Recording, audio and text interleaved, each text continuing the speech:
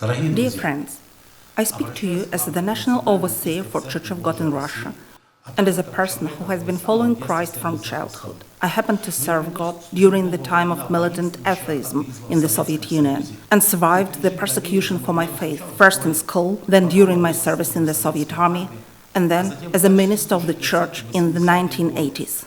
Today I can confidently say that the situation around the Pentecostal churches is part of a plan to exert pressure on non-Orthodox denominations. The endless litigation involving many local evangelical communities across the country is an attempt to distract us from our ministry and mission and to deplete the resources of the churches. Real war has been declared to churches that have houses of prayer. In May 2018, the prayer house of Resurrection Church of God in Orel, where I'm the pastor, was closed by the decision of the court.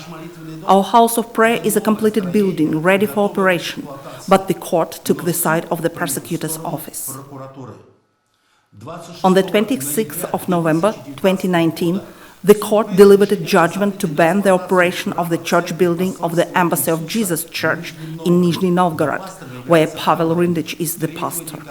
On the 3rd of December 2019, there will be a regular court hearing in the city of Kaluga, in which the prosecutor's office filed a motion banning the operation of the Cathedral of the Word of Life Church, whose pastor is Albert Radkin. As practice shows, at these court hearings, the testimonies of witnesses and the conclusions of independent commissions and examinations are not taken into account.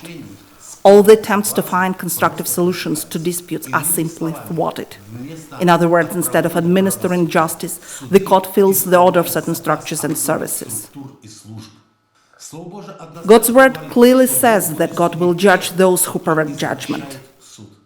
I have no doubt that everyone who is somehow involved in pressure on the church will face God's wrath.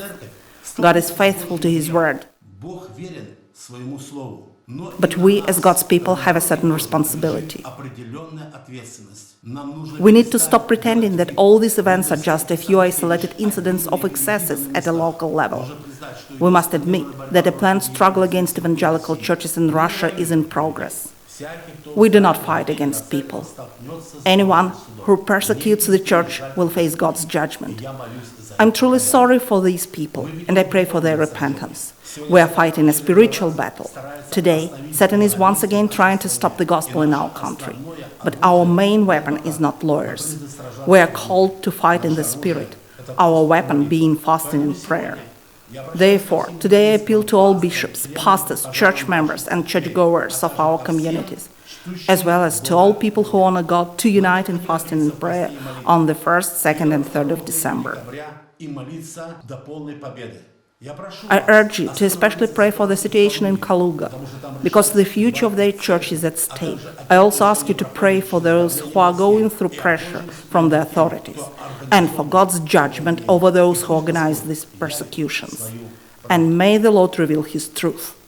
Я прошу вас распространить это обращение для того, чтобы максимальное количество христиан были вовлечены в пост и молитву.